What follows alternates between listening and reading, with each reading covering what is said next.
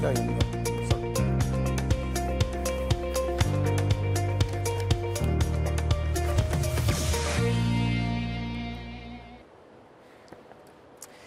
Deforestation and forest degradation are among the key contributors to greenhouse gas emissions and biodiversity loss. Yet, the world continues to lose tropical forests at an alarming rate. Reversing this trend also requires taking action outside the forest sector, notably by transforming food systems and agricultural practices. Food security, sustainable agriculture, and forestry must be addressed together. Otherwise, the global agreements on sustainable development, climate change, and biodiversity will not be met. This event will offer a dynamic debate around the key challenges and opportunities to turn the tide on deforestation and transform food systems so countries can feed the ever-growing populations without losing precious forests. The speakers will reflect on working with triggers for such win-win solutions and share lessons learned from scaling up on-the-ground actions and modernizing policies and regulations. For this high-level panel, our first guest will be Maria Elena Semedo, Deputy Director General of the UN Food and Agriculture Organization. Madam Elena Semedo, please, the floor is yours.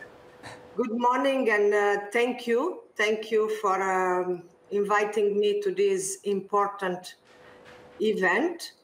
Let me start by greeting His Excellency Rosalie Matondo, Minister of Forests Economy from Congo, Margetta Jagger, Deputy Director General, European Commission, Director General for International Partnership, my dear friend, Richard Wambua, EDD Young Leader Kenya, distinguished panelists, guests, ladies and gentlemen. On behalf of FAO, UNDP and UNEP, the three implementing agencies of the UN HEAD program, I am pleased to open this panel. Special thanks to the European Commission for hosting this thematic dialogue on forest and landscape management. Over the last decade, the world has been losing 10 million hectares of forest every year. The COVID-19 pandemic has shown that we must sustainably use our natural resources. Sustainability is at the core of the European Green Deal with its farm to fork and biodiversity strategies, and at the heart of the United Nations Secretary General Antonio Guterres' call to halt deforestation, restore degraded forests, and change the way we farm. Halting deforestation is critical to addressing current climate, health, food security, and inequality crisis.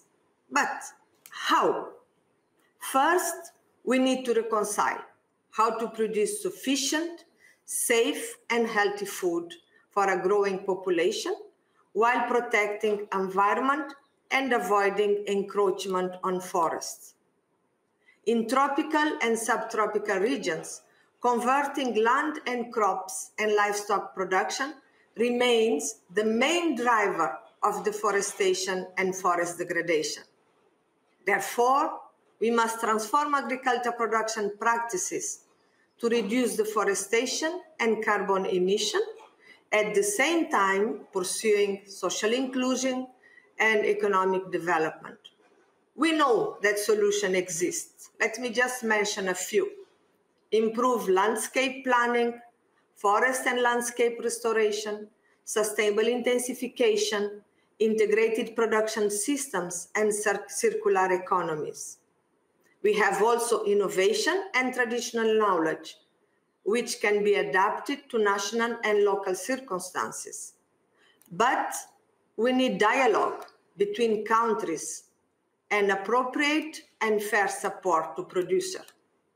Second, we need to transform agri-food system, not just agricultural production. We need to have a systemic approach.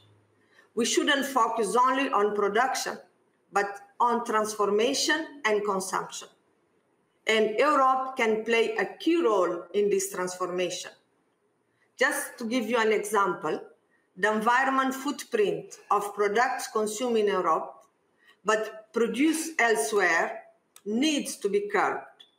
We must consume better, reduce food loss and waste, educate consumers, and shift to healthier diets. Market mechanism can help reduce the impact of commodity trade on deforestation.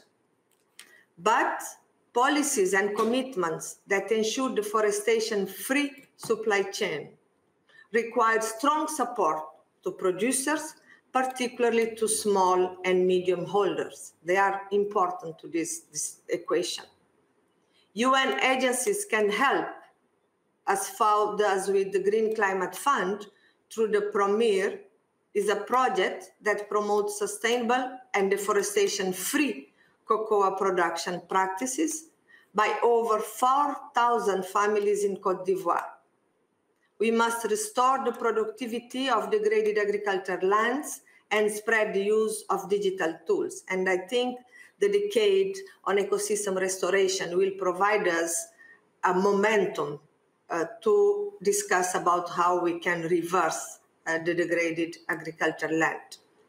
Reforming agriculture subsidies that currently amount to some $400 billion every year can incentivize sustainable land use and boost long-term performance of the agriculture sectors and help reduce deforestation, catalyze climate action, protect biodiversity, and foster food security.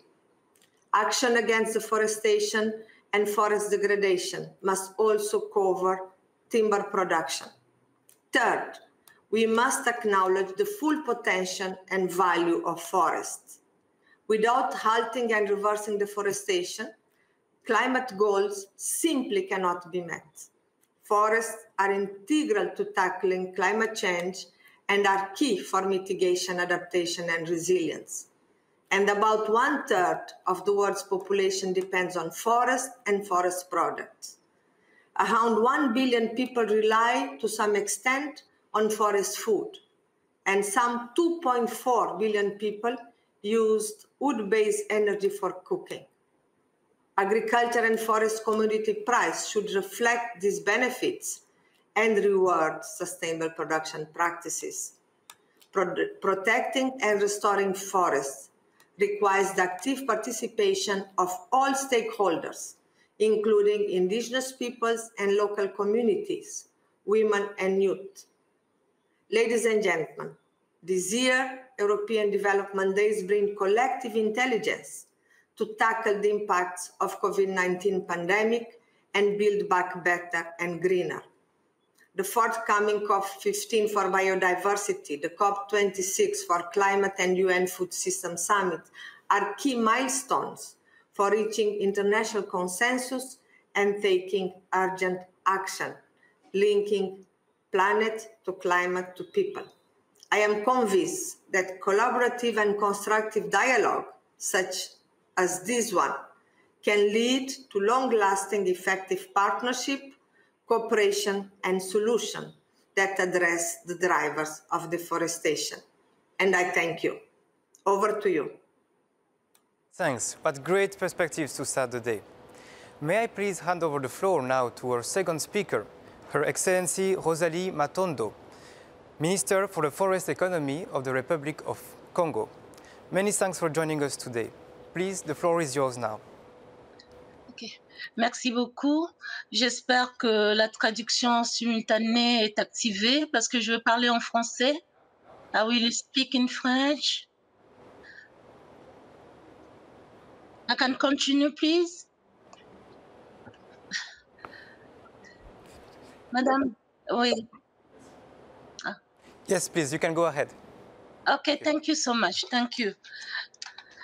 Alors, Monsieur le modérateur, merci de me donner la parole. Madame la directrice générale adjointe de la FAO, leurs excellences, je suis très heureuse d'être là et merci beaucoup pour vos paroles que vous venez de prononcer parce que nous avons ces défis-là à relever réellement dans nos pays. Je suis honorée, particulièrement honorée, que vous ayez retenu la République du Congo pour vous traduire l'expérience de notre pays en matière de la RED+. Alors, comme vous le savez, le Congo a eu un parcours très remarquable dans le processus RED que nous avons commencé depuis 2008. Ce processus RED donc, tenait compte de l'appui des partenaires parce qu'on ne pouvait pas le faire seul. On a bénéficié de l'appui de l'ONU RED et du Fonds de partenariat pour le carbone forestier. Nous avons donc réussi à structurer et à obtenir donc la validation de toutes les phases, à commencer par la phase de préparation, la phase des paiements et la phase d'investissement. Donc, nous avons aussi été reconnus par la Convention cadre des Nations Unies sur les changements climatiques et nous avons réussi à mobiliser des fonds qui nous ont permis de préparer cette phase de préparation. Donc, nous avons commencé ensuite la phase de lancement des investissements, c'est la phase 2 de la RED+, et la phase 3 des paiements, donc les paiements des crédits carbone de forêt naturelle. Vous le savez aussi certainement que notre président, son Excellence Denis Sassou Nguesso, et le président français son Excellence Emmanuel Macron ont signé en septembre 2019 la lettre d'intention portant sur l'établissement d'un partenariat à long terme pour la réalisation de ce plan d'investissement dont je venais de vous parler à travers donc l'initiative pour les forêts d'Afrique centrale CAFI. Nous avons aussi une réforme du nouveau code forestier dans lequel nous avons donc intégré les problématiques liées au climat et aussi les problématiques liées à la RED+. Et la volonté donc du gouvernement, c'est d'assurer l'ancrage de la RED+, à travers donc des décrets de mise en application de cette loi et aussi garantir l'émergence des promoteurs des projets RED. Je voulais vous apprendre que nous avons signé avec le groupe Total, par exemple, un projet de plantation de 40 000 hectares de plantation pour des pluies de carbone. Tout cela dans le cadre de RED+. Donc, distingués invités, mesdames et messieurs, en République du Congo, il a clairement été démontré que la déforestation et la dégradation des forêts sont le fait d'une interaction de beaucoup de facteurs. Il y a d'abord la pauvreté, il y a le fait que les populations riveraines aux forêts vivent des biens et services de la forêt. Donc, si nous ne luttons pas contre la pauvreté, effectivement, les facteurs de déforestation vont continuer à perturber donc, nos écosystèmes forestiers. Il y a aussi l'agriculture paysanne. Vous le savez que dans nos pays, on fait encore de l'agriculture itinérante sur brûlis. Donc, des friches et brûlis, c'est le facteur aussi de déforestation non planifiée chez nous. Il y a l'exploitation forestière illégale, parce que nous avons fait des efforts à travers l'exploitation légale, à travers la gestion durable des forêts et l'exploitation à faible impact, mais nous avons encore un souci du côté de l'exploitation illégale où nous assistons encore à une exploitation non planifiée. Donc, au nombre des facteurs directs, donc il y a cela, la pauvreté des populations, il y a l'agriculture itinérante sur brûlis, l'exploitation illégale. Maintenant, pour ce qui est des facteurs indirects, on peut compter la faible gouvernance parce qu'il nous faut aussi dans les zones forestières, dans les écosystèmes forestiers, qu'on ait des brigades de vérification de toute cette légalité de l'exploitation forestière. Donc, nous avons besoin de main-d'œuvre qualifiée dans ces zones-là pour suivre la mise en œuvre donc des dispositions légales dans notre pays. Nous avons aussi le fait que nous n'avons pas une grande coordination des activités du gouvernement. Je veux dire cela que quand vous avez une exploitation minière qui n'est pas en conformité avec les règles de l'exploitation forestière, ça peut créer aussi de soucis. Donc, il y a souvent un manque de coordination entre les secteurs ministériels, entre les différents secteurs ministériels. Nous avons aussi le fait que du côté du foncier, nous pouvons aussi vivre l'attribution des zones forestières pour faire l'agriculture. Heureusement qu'avec mon prédécesseur et celui qui fut ministre de l'Agriculture, son Excellence le ministre d'État Henri Njombo, donc le gouvernement s'est engagé à une agriculture durable, raisonnée, où effectivement, nous ne devons plus accorder la déforestation, nous ne devons plus accorder des concessions à déboiser pour faire de l'agriculture. Donc, il s'est engagé vers une agriculture durable qui doit se faire en savane sans aller perturber les écosystèmes forestiers. Donc, pour pallier à cet état de fait, la République du Congo donc a mis en place la stratégie nationale RED+, qui repose sur 5 axes stratégiques, à savoir donc l'axe numéro 1, qui met l'accent sur le renforcement de la gouvernance et la mise en œuvre des mécanismes de financement durable. L'axe 2, qui se focalise sur la gestion et la valorisation durable des ressources forestières, avec donc toute la réforme dont je venais de vous parler. L'axe 3, qui est centré sur l'amélioration des systèmes agricoles. Je venais aussi de vous dire, nous nous sommes engagés vers une agriculture durable. L'axe 4, consacré à la rationalisation de la production et l'utilisation du bois énergie et la promotion des énergies propres. Vous le savez là aussi que nos populations, nos ménages, à 90%, utilisent encore le bois comme source d'énergie domestique. Donc, aujourd'hui, ce bois provient des forêts naturelles. Donc, ce que nous voulons faire, c'est effectivement avec le projet, le financement que nous venons d'avoir avec CAFI, et puis le financement qui est accordé par le Fonds vert climat avec le projet Préforest que nous conduisons avec la FAO, c'est de faire des plantations pour la production de bois énergie pour que effectivement nous changeons cet état des choses où le bois de feu sort des forêts naturelles. C'est un vrai gâchis et nous comptons beaucoup sur tout le monde pour que ces deux projets puissent voir le jour afin que nous renversons cette tendance où il faut aller puiser dans les forêts naturelles pour couper du bois de chauffe. L'axe 5 porte sur le développement d'un secteur minier vert. Je venais de vous dire, au niveau de la superposition d'usage, nous avons des problèmes avec l'exploitation minière qui souvent n'est pas conforme à la législation forestière qui veut une gestion durable des écosystèmes forestiers et nous voulons là minimiser l'impact du développement du secteur minier sur les écosystèmes forestiers. Donc, grâce à ces efforts, nous parviendrons à arrêter la déforestation. Est-ce que nous parviendrons à arrêter la déforestation? Certainement pas, mais nous voulons quand même réduire ces pressions sur les forêts naturelles et aller vers à ce que tous les acteurs qui rentrent en forêt soient des acteurs légaux. Alors, les programmes zéro déforestation nette, qui consistent à compenser les pertes forestières par des opérations de reboisement, d'afforestation, d'agroforesterie à l'échelle nationale, sont aujourd'hui menés avec les communautés locales, parce que Madame Semedo l'a dit, effectivement, si nous n'appuyons pas, nous ne mettons pas une grande importance sur la pauvreté des populations, nous allons avoir du mal à lutter contre la déforestation, parce que les populations disent que la forêt, c'est leur garde-à-manger, c'est dans la forêt qu'ils trouvent les biens et services pour leur survie. Donc, pour terminer, je voudrais, au nom du gouvernement congolais, encore une fois, et en mon nom propre, vous exprimer toute notre gratitude pour avoir pris en compte le Congo dans le partage des informations, dans le partage des connaissances, dans la sensibilisation sur le processus RED, que nous pensons qu'il y a un processus très important qui peut nous aider à aller non seulement vers la gestion durable des écosystèmes forestiers, mais aussi mobiliser les moyens pour associer les populations à cette dynamique de lutte contre la déforestation.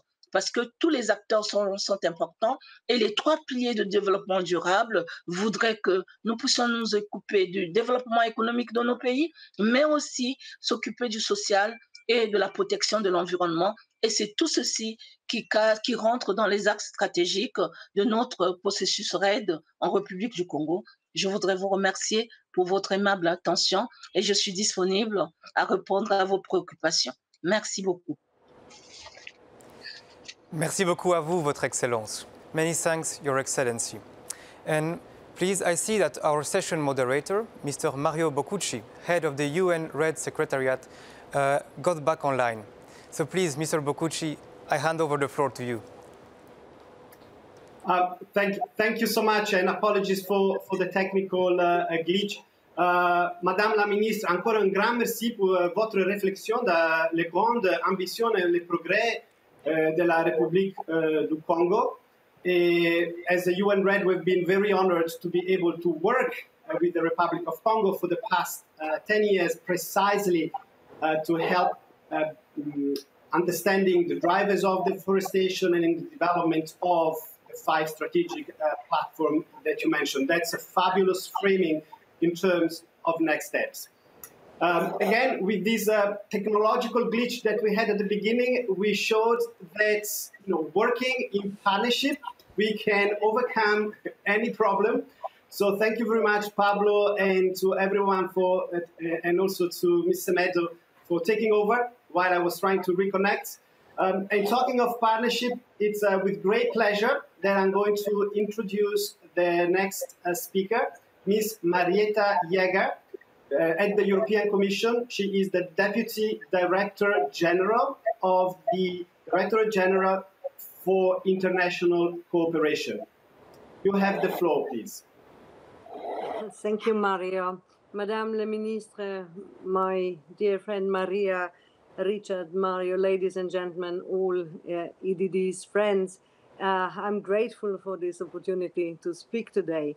And as said before, to successfully fight against climate change and biodiversity loss before it's too late, we have to do more to protect and to restore and to manage the world's forest. And as said already before today, the Commission has taken the full, really firm commitment to step up the action to tackle global deforestation and forest degradation. It is really an integral part of our Green Deal, and it's also enshrined in our Farm to Fork and biodiversity strategy, as well in the forthcoming EU proposal on minimalizing risk and deforestation and forest degradation, as it was said before by our Commissioner. So I would like to say that our efforts, of course, are fully backed by our member states and the European Parliament, and vast number of citizens call for more decisive EU action when it comes to these areas. Our efforts, of course, contribute to the success of the Agenda 2030, the UN Strategic Plan for Forest 2030, and the New York Declaration on Forest. And we have plenty of very important summits this year, including the Food Security Summit that is going to take in New York in September, and also the pre-summit in Rome that is coming now. But at the same time, we all know that the significant share of commodities driving deforestation is consumed at the domestic market. So how can we meet really the global needs and reduce the deforestation worldwide while supporting our partner countries' development objectives and needs? And I can only talk from the development cooperation perspective, and I can say the following. First, we really need to raise the profile and the value of forests globally. Forest will now be part of our political dialogue between the partner countries and the EU through so-called partnership, forest partnership. And we will build on the long-standing experience of FLEGT, which helped us to really establish not only the robust partnership with the partner countries, but also enhanced governance in policies in this field. And together with the interested partner countries, we will propose to address forest in a holistic and integrated way to exploit the multifunctionalities of forests. As Maria said before, we have plenty of ideas how to do it. And also this holistic system, it includes the land planning, integrated production system, and then the food system change that it's coming. And also we had such a very fruitful dialogue with FIO in order to see how to get more evidence, how to get more research on that, because forest and agroforestry system really contributes both directly and indirectly to the food security and nutrition. And also we need to tackle the illegal logging. What we want to do together really with the partner countries, and I can proudly say that in this ongoing programming, we will engage with more than 25 countries over the next 7 years in the forest sector. And this is a big difference from the current period when we only had 10 bilateral countries as partners in the forest sector.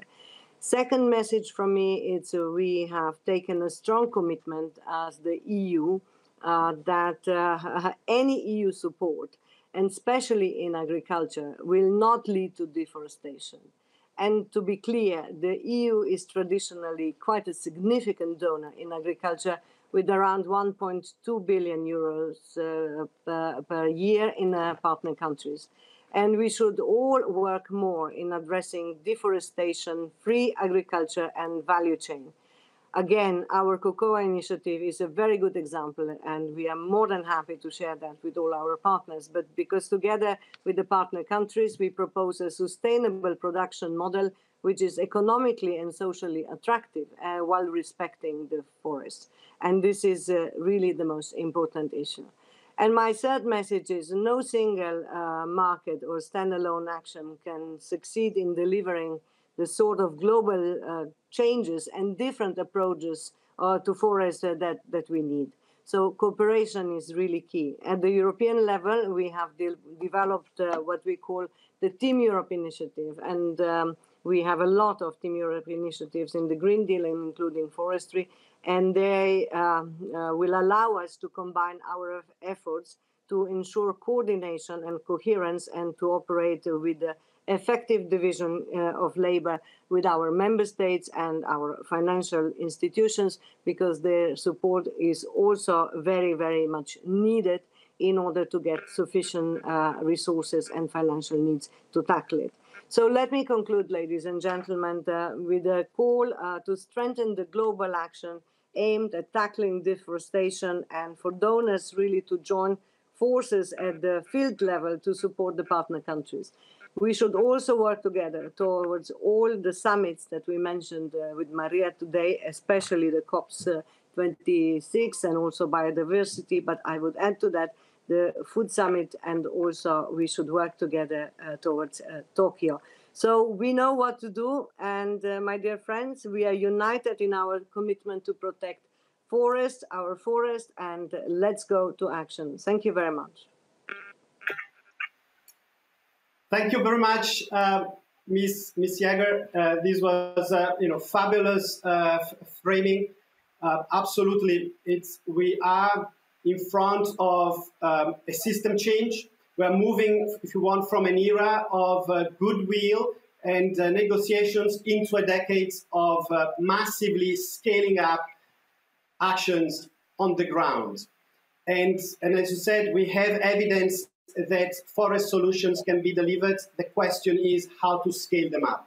Indeed, as you said, looking at both the demand side and the supply side and connecting the two through a virtuous cycle will be very important. And no one can succeed on his or her own. Cooperation is of the essence. I think that's a good segue into the next part of this dialogue. So in the first part, we have heard global leaders that have a unique and very important vantage point framing the issue. And now in the second part, we're going to drill down into actually the action, the next steps, as Ms. Jäger was saying just now. So in the next round of questions, we will really explore what are the next steps, keeping in mind also this powerful arc of travel with many global leadership moments over the next 12 months. So what are the next steps? What is it that is needed to scale up action, and what is it that can be offered concretely? So as we move into this second part of the discussion, I have the pleasure of inviting Richard Wambua. I think he is connecting from Nairobi. And he is the young leader for the EDD, and also the director of We Forest in Kenya. And Richard, you have designed and have been promoting an innovative tool based on mobile technologies to encourage greater involvement of young people in forest restoration activities. And so the question to you is really looking at the digital transformation that we all have been discussing. How do you see this as a trigger, as an instrument for forest protection and restoration in Kenya and more broadly also in Africa? Over to you, Richard.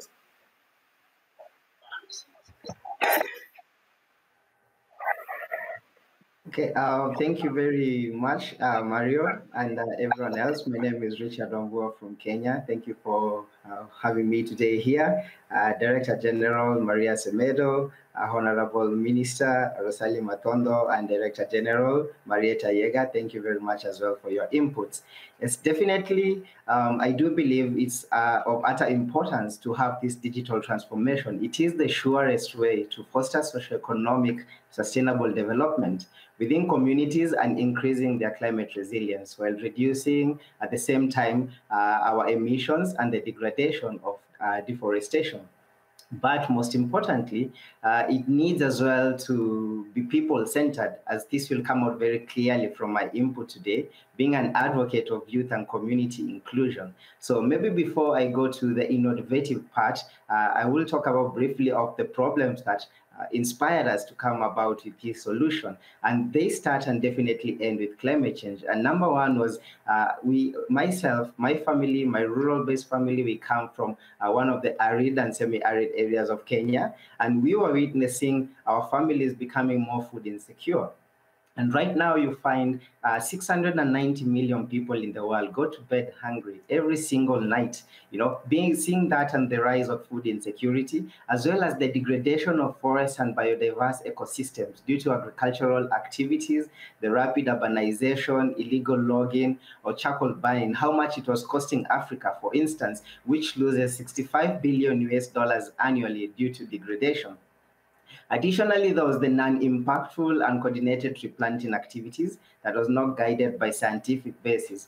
Ourselves, we were also doing the same, whereby you find people planting very many trees, but not the right species as per that climatic condition.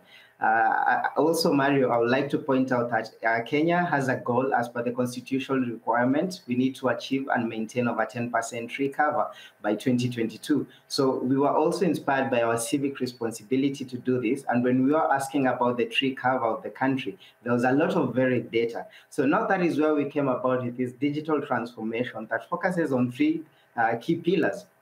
The first pillar being knowledge dissemination, where we use both a scientific and people-centered approach. The scientific being now the tree species to site matching tool, the innovative part of the app, which recommends the right tree species to plant as per the climatic and soil composition of any given area. It also recommends as per the socio-economic, the economic benefits of these trees. So this helps to improve the climatic resilience in the long term and boosting the socioeconomic livelihoods within the communities. It also better guides the conservation efforts and restoration efforts. On the social approach is whereby we have volunteers on ground and also using digital tools such as social media to inculcate a mindset change. For the volunteers, for example, they might pair the local-based knowledge of communities with scientific data with the aim of educating people how to use ecosystem-based adaptations that favor conservation, that favor sustainable management of farms and resources around them, as well as the restoration of the ecosystems. I can give an example as well of how the social media team of UNEP used the very innovative challenge, the TikTok challenge, the Snap challenge, which so far has received 60 million views. It encouraged people so much. The second pillar of the digital transformation we looked at as a way to guide forestry restoration was data visualization and mapping of tree planting and forestry activities. This helps to inform the government stakeholders to keep up with their progress, goals, their targets, and their commitments towards climate action. It additionally also promotes the good use of climate funds. At least each and every fund will be accounted for.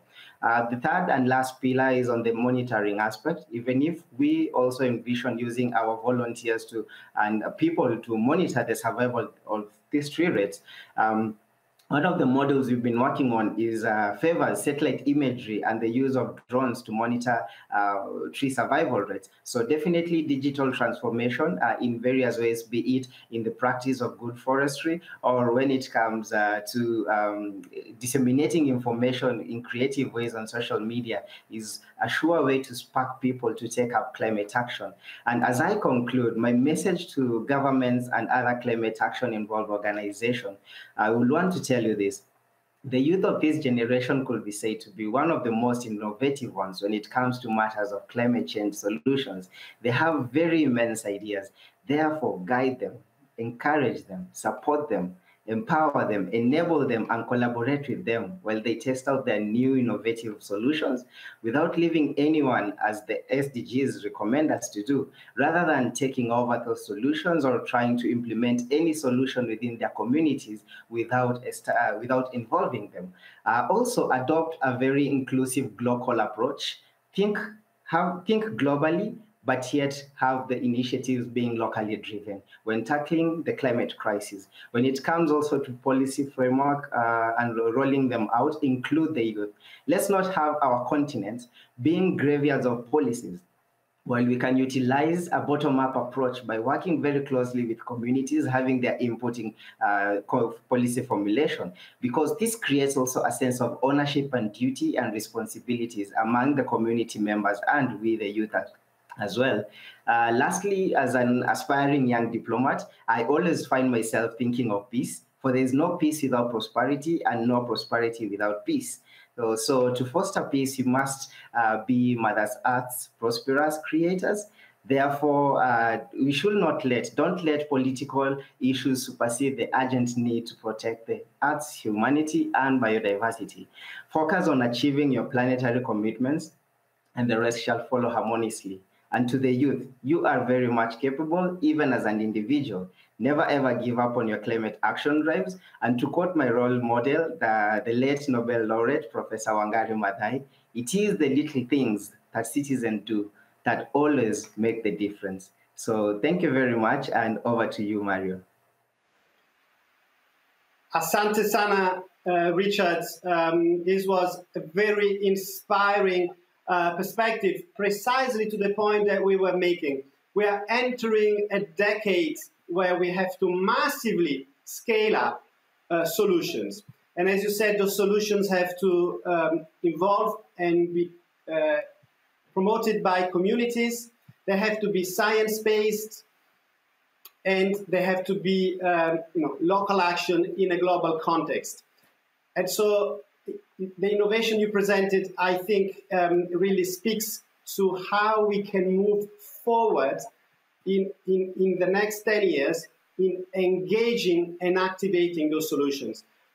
I think also very important, the point that you made, that youth are going to play and are already playing a key role, not only in terms of advocacy, but also specifically as game changer, as agents of change.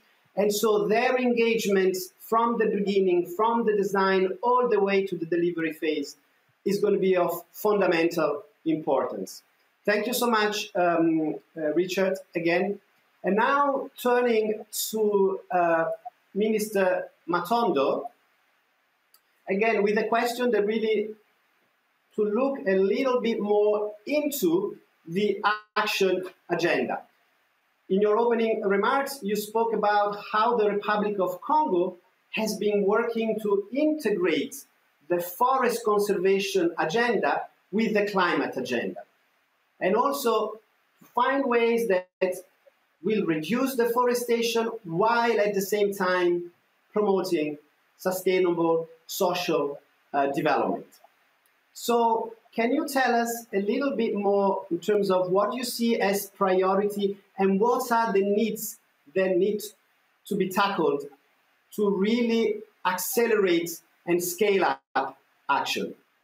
Madame la Ministre, j'ai l'honneur de vous inviter à parler. Merci. Merci beaucoup Mario pour la parole. Merci aussi à Richard pour ses remarques. Effectivement, nous pouvons parler de l'engagement politique de notre pays depuis plus de 20 ans, où nous avons donc fait de la gestion durable des écosystèmes forestiers une priorité du gouvernement. Et donc, dans les priorités actuellement que nous avons, nous voulons continuer le processus RED+, à travers les initiatives que nous avons développées avec nos partenaires. La première initiative nationale dont je voulais parler, c'est le programme national d'afforestation et de reboisement. Ce programme qui a une ambition de faire 1 million d'hectares de plantations en zone de savane. Nous voulons continuer aussi la gestion durable des écosystèmes forestiers. Vous le savez, le Congo a 65% de son territoire occupé par les forêts. Nous avons reparti cette superficie en termes de forêts de production. Donc, nous avons 15 millions d'hectares de forêts de production, mais nous avons aussi près de 5 millions d'hectares de forêts de conservation où nous avons des parcs nationaux. Et en dehors de cela, nous voulons aussi compter sur les initiatives, comme je le disais, que nous avons développées avec l'initiative des forêts d'Afrique centrale, donc le CAFI. Donc, avec cette nouveauté dans le CAFI, c'est ça même qui les a intéressés dans le cadre de la lettre d'intention du Congo, c'est le fait que nous avons associé plusieurs secteurs. Il n'y a pas que le secteur forestier. Il y a à l'intérieur des programmes pour l'environnement, donc des études d'impact environnemental qui doivent être de qualité. Nous avons associé le secteur minier, nous avons associé le secteur de l'énergie pour les énergies renouvelables et surtout la biomasse. Dans notre pays, nous développons déjà la cogénération, donc la valorisation des déchets pour produire de l'énergie et l'hydroénergie, le solaire. Voilà les ambitions que nous avons pour aller vers des énergies renouvelables et ne pas compter tout le temps sur la biomasse venue de la forêt naturelle pour préserver nos forêts. Nous voulons également parler de cette initiative financée par le Fonds vert climat, donc le Préforest, le projet donc voudrait que nous créions des plantations forestières pour le bois énergie. Donc voilà, nous voulons que toutes ces initiatives, toute cette volonté politique se réalise dans le futur et très vite. C'est pourquoi même nous sommes allés vers la réforme de notre code forestier pour prendre en compte toutes ces problématiques qui tiennent compte des effets liés au changement climatique, qui tiennent compte aussi de la lutte contre la pauvreté des populations qui vivent autour de nos forêts. Alors, nous voulons aussi parler de la signature des contrats d'achat de crédit carbone. Là aussi, c'est toujours dans le contexte de RED+. Les premiers paiements du carbone forestier avec la Banque mondiale va se faire. Donc cette année, nous avons déjà signé au mois de janvier ce contrat de vente de crédit carbone forestier. Et donc là aussi, c'est une évolution où le marché carbone était regardé comme si c'était un marché de dupes, mais aujourd'hui, nous sommes dans la réalité. Effectivement, nous pouvons dire qu'en conservant nos forêts, nous pouvons bénéficier des compensations carbone. Et donc, le Congo invite ses partenaires à regarder vers ces initiatives que nous avons entreprises, ces initiatives de plantation, comme l'a dit donc Richard, avec l'expérience magnifique de notre professeur Wangari Maathai. Nous, au Congo, nous avons commencé les plantations forestières industrielles depuis les années 50 et nous pensons que aujourd'hui, les plantations peuvent réellement viser la lutte contre les changements climatiques. Alors, qu'est-ce que nous voulons? Qu'est-ce que nous attendons de nos partenaires? Nous voudrons solliciter davantage d'appui technique et financier pour continuer ces ambitions de la République du Congo. Nous voulons aussi que nos populations tirent davantage les avantages monétaires de cette initiative RED+ dans notre pays, donc le partage de bénéfices, les paiements pour services environnementaux. J'ai toujours pris l'exemple de Costa Rica qui a bien évolué dans ce sens-là. Nous voulons aussi que les paiements pour des services environnementaux atteignent nos populations pour la lutte contre la pauvreté.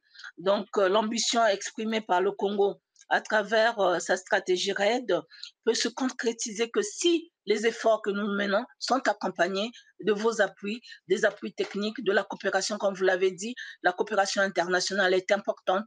Nous ne pouvons pas faire seuls. Nous voulons être ensemble parce que la planète nous appartient à nous tous et c'est nous tous qui devons nous occuper de cette planète. Et donc, nous comptons sur vous, sur vos appuis et nous voulons que l'ARED+ soit l'instrument qui va nous aider à aller vers le triptyque de développement durable, c'est-à-dire la conservation de l'environnement, l'essor économique et aussi qu'on s'occupe des populations qui vivent autour de tous ces massifs forestiers. Voilà nos ambitions.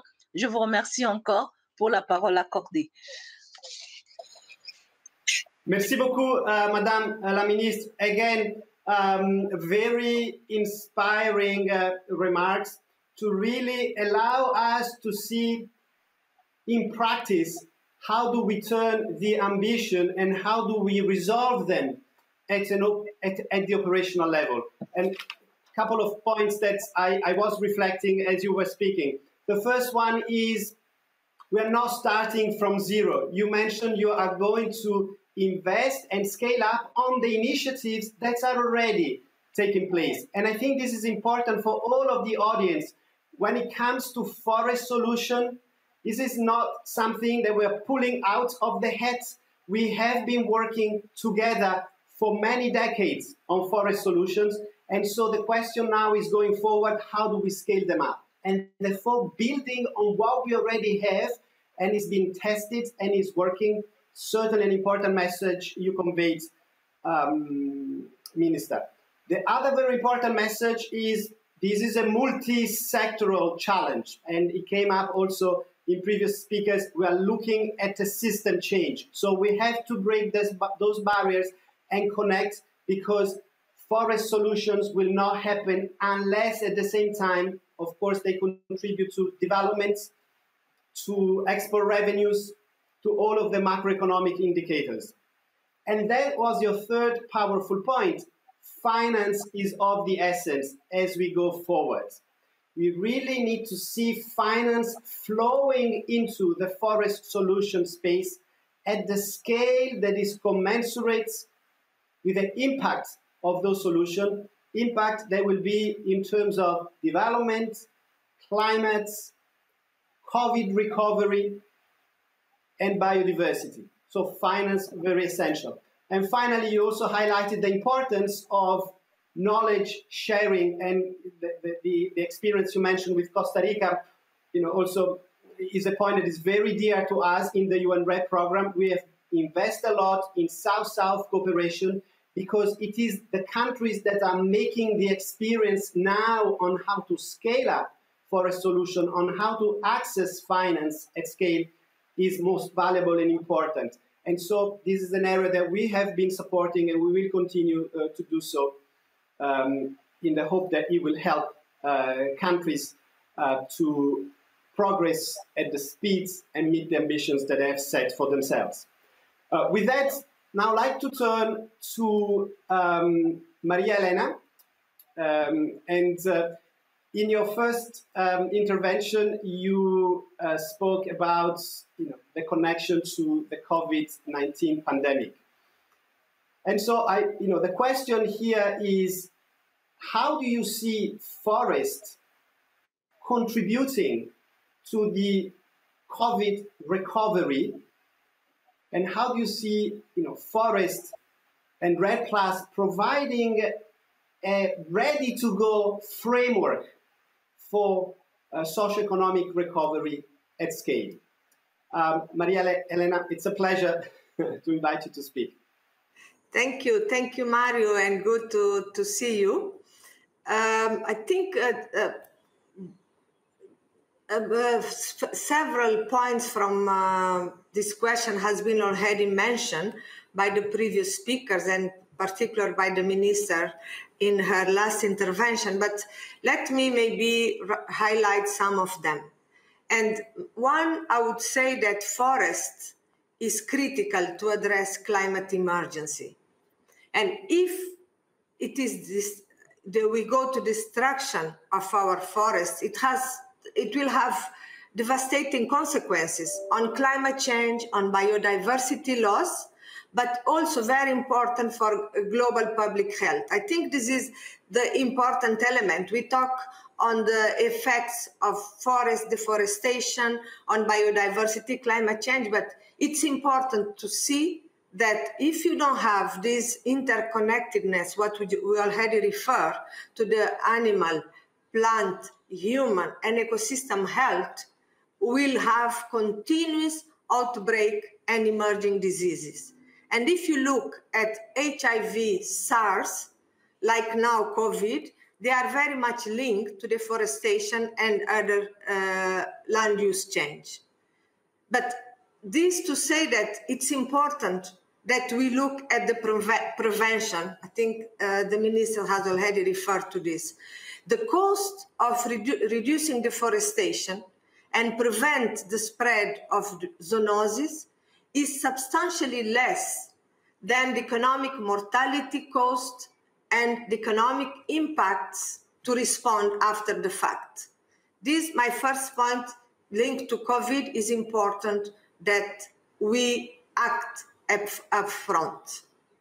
Second, we have examples. I just mentioned one example is the Sustainable Wildlife Program, is supported by EU, where FAO published a white paper assessing zoonotic risk along the wild meat supply chain. And we provide some recommendation to countries how to set up measures to prevent and mitigate zoonotic risk and their consequences on public health, food system, and biodiversity. Again, I will call for what it has been said, that we need a systemic approach and we need a multi-sectoral response. We need to avoid ecosystem fragmentation. We need to restore and sustainably manage our productive ecosystem and landscape. And I believe that REDD+ can help us to bring the response and the solution. At the conservation, the restoration, as it has already been stressed by several of the speakers, and the sustainable management of forests will provide opportunities to better recover from COVID-19 and prevent future pandemics. And REDD+ offer forest solutions that can be deployed in COVID-19 economic recovery efforts at the pace and the scale required. But again, as it has been said, we have the solution, how we will scale them up, how we can be using the South-South cooperation to exchange this solution. But we need also to be transformative. Business as usual cannot be any longer the solution. We have together FAO, UNDP, and UNEP, we have supported already 65 countries in designing national and subnational head policies and on-the-ground intervention. Again, it has been said it needs to be context-specific and it has to be on the ground. And we have also supported the establishment of financial arrangements to capture and manage results-based financing, as the minister has already said, they have been done in Congo. And the European Union and EU countries has been key partner on the program of UN-REDD since its inception, and is the moment to thank the European Commission for their continued support. But as I said, the UN-REDD countries globally supported 65 partner countries, and we have submitted more than 700 million tons of CO2 of forest emission reduction to the UNFCCC. And this is the same taking more than 150 million cars off the road for a year. You can see how UN-REDD is providing solution. And this means that more than $1 billion channeled through the UN-REDD. And we have $350 millions for UN-REDD results-based payment. But let me just refer to another point that the minister raised that is important, is the financial recognition of countries' achievement. If you look at the investments on land-based mitigation measure, it represented 2% of the climate finance. And this is important, that we have policy instruments that how we can increase the financial available to our policy instruments. And to conclude, I would say that looking forward, One Head program is raising its ambition. We are working on a new framework to guide our work from 2021-2025. And the idea is, as it has been said, to bring innovative solutions. How we can bring science and innovation to strengthen societies and economies, but very important, not only to prevent future pandemic, but to create a sustainable long-term growth. We need to create resilience, and we need to look at the long term in a sustainable way. And now we can link health, planet, and climate together.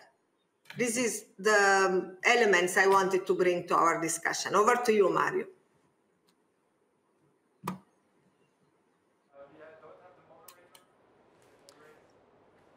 I don't have the question, please. Miss Marietta Jager, sorry, we lost again our moderator. I will replace. You've heard very interesting remarks on the importance of forests and climate. Please, may I ask you, from the perspective of EU cooperation, what will be the main axis for the coming years?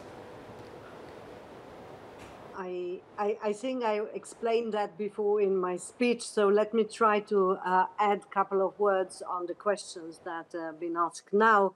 I'm absolutely delighted to hear that the RED is such a success, and we in the European Commission, we are absolutely proud to be a second donor when it comes to RED.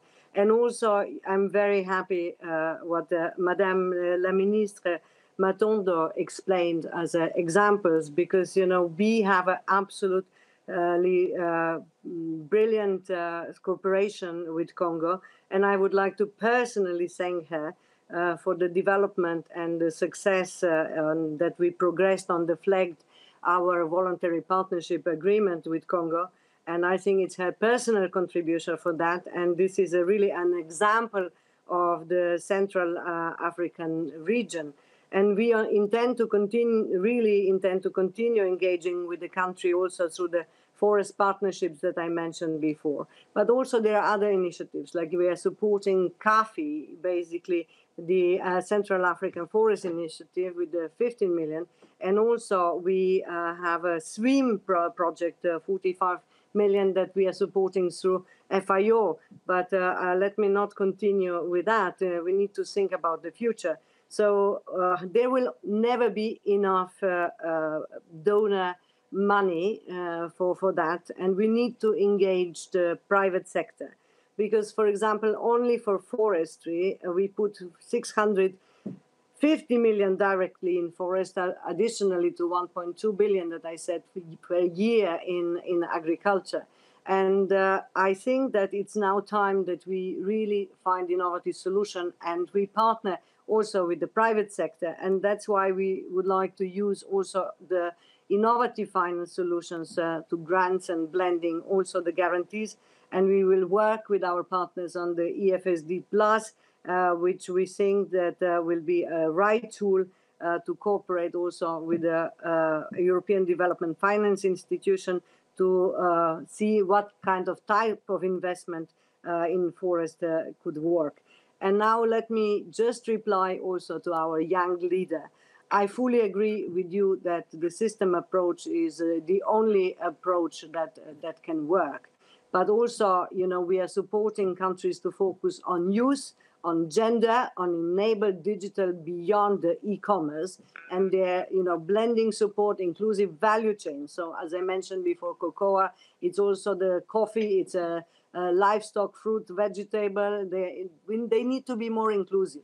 So we need to support cooperatives and the local communities. This is something that we would like to do. And I'm absolutely sure that with the FIO and other partners with UN, we are going to achieve this transformation.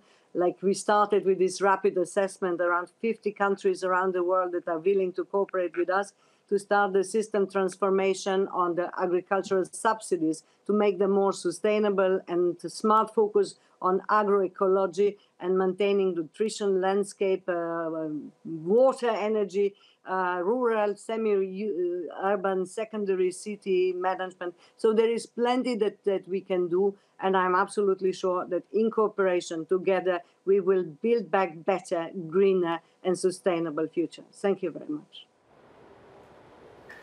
Many thanks, Marietta Jager. We heard really many very insightful and rich insights today. Many thanks to all our speakers. Many thanks for joining us today at the European Development Days.